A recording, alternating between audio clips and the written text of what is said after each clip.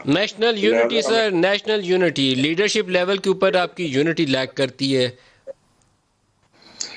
ندیم صاحب، لیڈرشپ کے اوپر تو یونٹی لیک نہیں کرتی.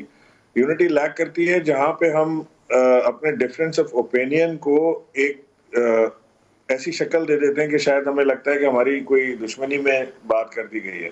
اگر ہم ایک ٹیبل پر بیٹھ کے اپنی وریز ایک دوسرے سے شیئر نہ کر پائیں، اور اگر ایک دوسرے کو ہم اپنی بات سمجھا نہ پائیں. دیکھیے، میرے کئی چیزوں میں اختلاف رائے ہوتا ہے چیف منسٹر صاحب سے، اور ہم نے گھنٹوں گھنٹوں بات بھی کی ہے، ایک دوسرے کو کنونس کرنے کی کوشش کی ہے. کبھی میں نے انہیں کنونس کیا ہے، کبھی انہوں نے مجھے کنونس کیا کسی چیز پہ. لیکن یہ اختلاف رائے اچھا ہوتا ہے. ڈیبیٹ ہونی چاہیے چیز کے اوپر. یس سر، یس مین نہیں ہو سکتا ہر بات کے اوپر. تو اختلاف رائے اچھا ہوتا ہے. اس کو کوئی لڑائی جھگڑے کے نام نہ دیں، اس کو ایسے نام نہ دیں کہ کوئی نیشنل یونٹی نہیں بن رہی ہے. نیشنل لیول پہ یونٹی ہے.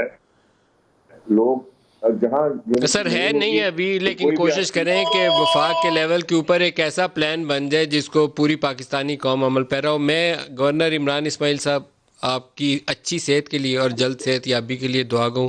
اللہ پاک آپ کو تندرست و توانا بہت کرے، اور شکریہ آپ ندیم صاحب. ایکٹیولی میدان عمل میں نکلیں، اور اس مرض کو، اس وبا کو قابو پانے کے لیے جو بھی ممکنہ حد ہو سکتی ہے اتھارٹیز کے پاس، اسٹیبلشمنٹ کے پاس، حکومت وقت کے پاس، اس سارے اختیارات کو استعمال کریں.